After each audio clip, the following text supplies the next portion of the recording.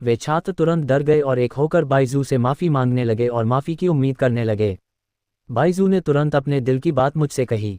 उस दिन से शेन किंगहान ने बाइजू से दोस्ती करने की ठान ली और मुझे भी अपने साथ ले लिया। जब हम एक दूसरे को बेहतर तरीके से जान गए तो बाइजू ने आखिरकार वह सवाल पूछा जो उसके मन में था, तुम मुझसे नफरत क्यों नहीं करते? ऐसा नहीं था कि उसे उस पर विश्वास नहीं था, बल्कि बचपन से ही उसके आसपास के लोगों ने उसे ठुकराया और नापसंद किया था। इसलिए पहली बार किसी के साथ होने की खुशी उसे अवास्तविक सी लग रही थी। शेन किंगहान ने संक्षिप्त उत्तर दिया, मेरा भी तुम्हारे जैसा ही अनुभव रहा है, इसलिए मैं तुम्हें कभी तुच्छ नहीं समझूंगा। बाइजू ने भी तुरंत कहा, जब तक तुम चाहो हम हमेशा अच्छे दोस्त रहेंगे। धन्यवाद, बहुत बहुत धन्यवाद। फिर उसने अपने गले से हार उतार दिया। तुमने हमेशा मुझे अच्छी चीज़ें दी हैं और मेरे दोस्त रहे हो, इसलिए मैं तुम्हें बदले में कुछ देना चाहता हूँ। ये दांत पिछले साल मेरी माँ ने जन्मदिन पर मुझे उपहार में दिए थे और अब मैं इन्हें तुम्हें दे रहा हूँ। आशा है तुम्हें बुरा नहीं लगेगा। शेन किंगहान ने अभी तक बाइजू की दोस्ती को ठुकराया नहीं था और फिर खुशी से कहा, हम हमेशा अच्छे दोस्त रहेंगे। ठीक उसी समय जब शेन किंगहान को लगा कि ये दोस्ती हमेशा के लिए कायम रहेगी, बाइजू ने वास्तव में अपना रुख बदल दिया। मैंने खुद देखा कि एक प्रतिभाशाली मैकेनिक उसे प्रधानाचार्य के कार्यालय में स्थानांतरण के लिए ले गया और मैंने प्रधानाचार्य को ये कहते हुए सुना कि उसकी जानकारी पूरी तरह गोपनीय है। इससे स्पष्ट है कि बाइजू की पहचान वाकई असाधारण थी। उस दिन के बाद हमने बाइजू को फिर कभी नहीं देखा। शायद वह हमारे सहपाठियों के बीच एक राहगीर मात्र था। बाइजू के जाने के बाद जो हुआ वह मुझे और भी हैरान कर गया। उस विलक्षण बच्चे ने 10 साल की उम्र में ही सफलतापूर्वक जीन सम्मेलन कर लिया था और अब वह एक हाथ से हजारों किलोग्राम का एक विशाल पत्थर उठा सकता था। ये देखकर मैं दंग रह गया, उसने इतनी कम उम्र में जीन सम्मेलन शुरू कर दिया था। मैंने सोचा भी नहीं था कि सिर्फ जीन सम्मेलन से उसकी ताकत में इतना बड़ा बदलाव आ जाएगा। लेकिन मैं अभी सिर्फ 8 साल का हूँ और जीन सम्मेलन के बिना भी मैं एक हाथ से 300 किलोग्राम उठा सकता हूँ। लगता है मेरी ताकत उससे कहीं ज़्यादा है। मैं शुरू में भविष्य को लेकर काफ़ी आश्वस्त था, जब तक कि मैंने अगली खबर नहीं देखी। तब मुझे एहसास हुआ कि डर के वश में होने का क्या मतलब होता है। आध्यात्मिक जगत में एक गंभीर चमत्कार हुआ था। पत्रकारों द्वारा ली गई फुटेज के आधार पर यह चमत्कार एक विशाल कलाकृति से संबंधित था। दक्षिण चीन सागर ने पहली बार एक साइबोर्ग की शक्ति देखी। एक शक्तिशाली प्राणी जिसका दक्षिण चीन सागर भी सामना नहीं कर सकता था, एक ही मुठभेड़ में पराजित हो गया। दरअसल कुछ समय पहले ये ज़ीचेन ने एक कलाकृति पर हमले की खबर देखी थी और जांच के बाद पता चला कि इस हमले के पीछे एक समूह का हाथ था।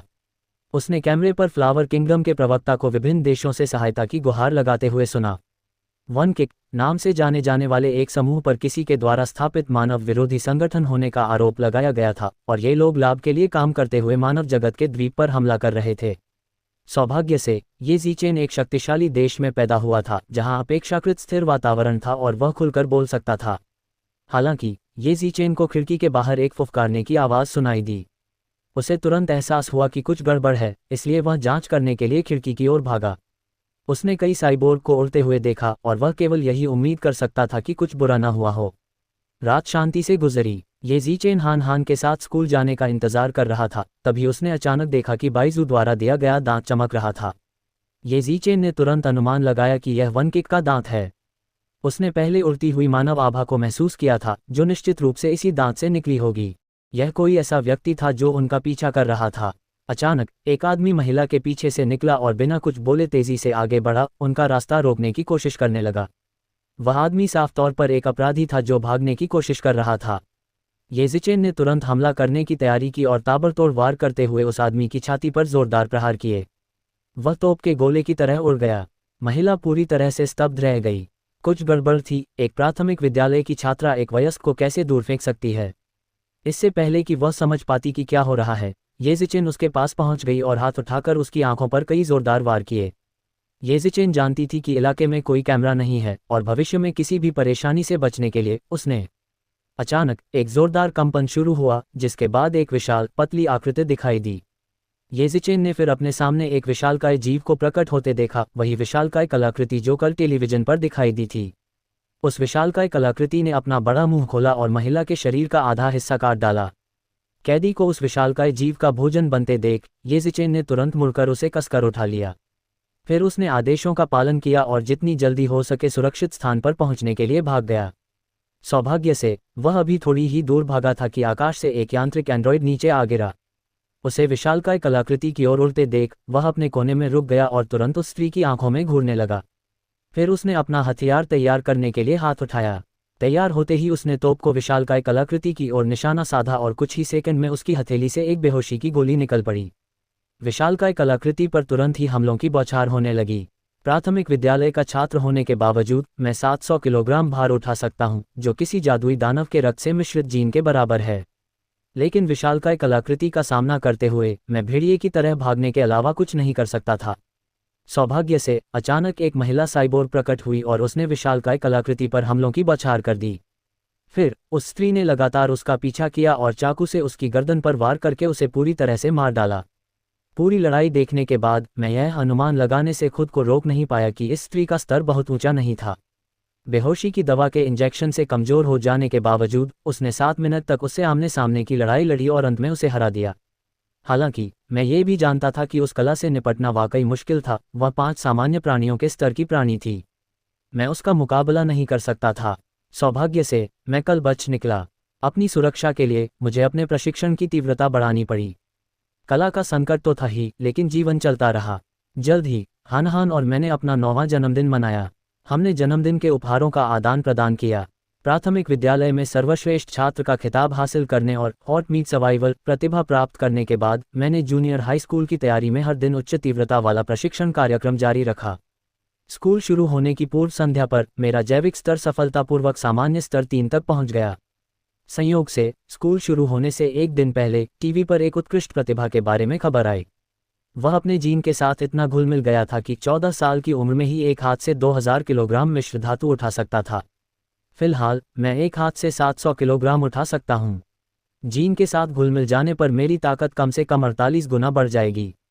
मैं उस पल का बेसब्री से इंतजार कर रहा था। कुछ ही समय बाद मेरी जूनियर हाई स्कूल की पढ़ाई शुरू हो गई। प्राथमिक विद्यालय में मेरे अच्छे प्रदर्शन के कारण मैंने शंघाई मिडिल स्कूल का निमंत्रण स्वीकार कर लिया, इस शर्त पर कि हानहान भी मेरे साथ दाखिला ले। शंघाई मिडिल स्कूल में खेल की बेहतरीन सुविधाएं थीं, इसलिए हानहान और मैंने स्कूल शुरू होने से पहले बैडमिंटन खेलने का समय तय किया। लेकिन मुझे उम्मीद नहीं थी कि खेलते खेलते ही एक बिन बुलाया मेहमान आ गया। तुम लोग यहाँ नए हो, है ना?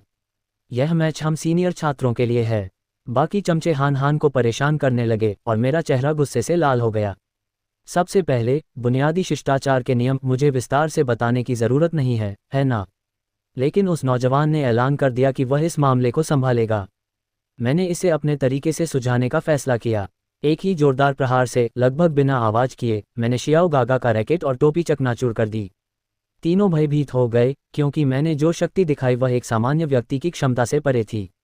उन्होंने माफ़ी मांगने के लिए एक कतार में खड़े होकर झुककर प्रणाम किया और फिर 6 दिनों में भाग गए। शायद इस घटना के पूरे स्कूल में फैलने के कारण अब कोई मुझे तंग नहीं करता था। चूंकि मैंने जूनियर हाई स्कूल पूरा कर लिया था, इसलिए मैं कक्षा में बस देखता रहता था। मैं अपनी रुचि की पाठ्येतर पुस्तकें पढ़ता था और शाम को व्यायाम करने के बाद ऑनलाइन विभिन्न मनोवैज्ञानिक तकनीकें भी सीखता था। ये सब जूनियर हाई स्कूल का तानाशाह का खिताब हासिल करने के लिए था। पढ़ाई का सत्र जल्दी बीत जाता था और हालांकि मैं खिताब हासिल नहीं कर पाया, मैंने हार नहीं मानी। मुझे अब उनकी परवाह नहीं थी। हानहान की पढ़ाई में मदद करने के अलावा मैंने अपना सारा ध्यान आगामी प्रभाव सम्मेलन पर केंद्रित कर दिया। मुझे लगा कि अगर मैं जीवा प्रभाव सम्मेलन में खेल की तीनों प्रमुख श्रेणियों में महारत हासिल कर लेता हूं, तो मैं जूनियर हाई स्कूल के तानाशाह का खिताब हासिल कर लूंगा। अंत में मैंने आसानी से निम्न पुरस्कार जीत लिया। जैसे ही मुझे सारे पदक मिले, अचानक मेरे अंदर शक्ति का एक जबरदस्त प्रवाह महसूस हुआ। पता चला कि मैंने आखिरकार जूनियर हाई स्कूल का तानाशाह का खिताब सफलतापूर्वक हासिल कर लिया था।